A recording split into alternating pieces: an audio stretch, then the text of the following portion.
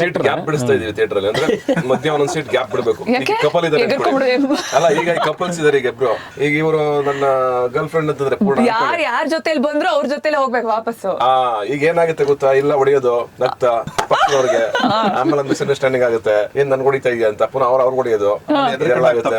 ಎದುರ್ಕೊಂಡಾಗ ಅವ್ರು ಹಿಡ್ಕೊಂಡ್ಬಿಡೋದು, ಅದೆಲ್ಲ ಆಗ್ಬಾರ್ದು ಅಂತ ಗ್ಯಾಪ್ ಕೊಡಿಸ್ತಾ ಇದ್ದೀವಿ ಸೀಟ್. ಅಲ್ಲ, ಆ ಗ್ಯಾಪ್ ಅಲ್ಲಿ ಮಧ್ಯದಲ್ಲಿ ಬೇರೆಯವ್ರು ಬಂದಾಗ ಕೂತ್ಕೊಂಡಾಗ ಹಿಂಗ್ ತಿರುಗಿ ನೋಡಿದಾಗ ಗಾಬರಿ ಆಗ್ಬೇಕಲ್ಲ ಅದು. ಅಲ್ಲ, ಫಸ್ಟ್ ಕೂತ್ಕೋಬೇಕಾದ್ರೆ ಒಂದ್ ಸೀಟ್ ಬಿಟ್ಟು ಒಂದ್ ಸೀಟೇ ಇರುತ್ತೆ. ಹೋಗೋ ಅಷ್ಟ್ರೊಳಗೆ ಎಲ್ಲಾ ಸೀಟು ತುಂಬಿಟ್ಟಿದ್ರೆ ಅದು ಪ್ರಾಬ್ಲಮ್ ಇರೋದು. ಅದು ಪ್ರಾಬ್ಲಮ್ ಇರೋದು. ಆಮೇಲೆ ಎಲ್ಲ ಮಿಕ್ಸ್ ಆಗ್ಬಿಡ್ತಾರೆ, ಯಾರು ಎಲ್ಲೆಲ್ಲಿ ಕೂತಿದ್ರು ಎಲ್ಲೆಲ್ಲಿ ಹೋದ್ರು ಅಂತ ಗೊತ್ತಾಗಲ್ಲ. ಅಲ್ಲ, ನಿಮ್ ಫಿಲ್ಮ್ ಹಾರರ್ ತಾನೆ? ಹಾರರ್ ಅದೇನಿಲ್ಲ ತರ ಮಿಕ್ಸ್ ಆಗೋದು ಎಲ್ಲ. ಈ ಜಂಪ್ ಹೊಡಿತಾರಲ್ಲ ಸ್ಕ್ರೀನ್ ಅಲ್ಲಿ ನೋಡಿದ ತಕ್ಷಣ ಭಯ ಆದ ತಕ್ಷಣ ಮಿಕ್ಸ್ ಆಗಿ ಭಯದಿಂದ ಮಾತ್ರ.